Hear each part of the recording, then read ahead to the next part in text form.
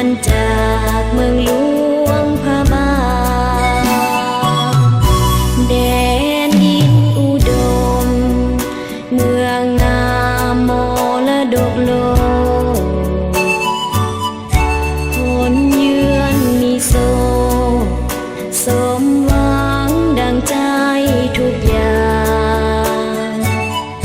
อยู่ในใจนางน้ำเก่า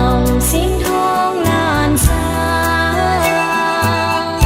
หุงแจ้งฟ้าสางตักบาตรทำบุญผ่านมาหลวงพระบางต่างเจ้าบ่เคยลืมลาวันมาที่เคยกราบไหว้เคารพบูชาน้ำค้างน้ำอูอาบลอยเที่ยวชมภูผายามแลงค่ำมานั่งชมตะเวนตกดินการน้ำตาไว้บ่ให้ตกไหลลำบากขอหาจำจาเมืองหลวงพระบางไกลถิ่นมุ่งสู่เวียงจันทน์ตามฝันใจใฝ่ทวินได้ดีคืนถิ่น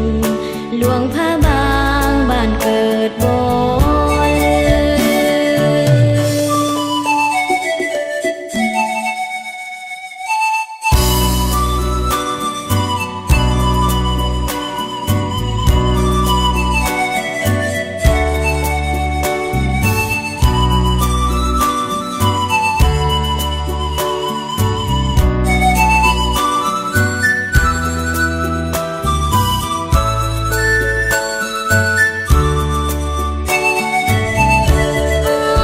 หลวงพระบา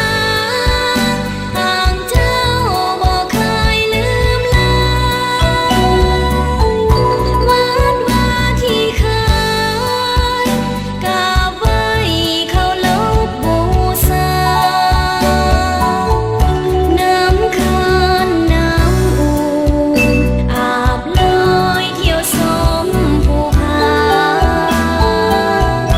ยามแลงค่ำมานั่งชมตะเวนตกดินการน้ำตาไว้บ่ให้ตกไหล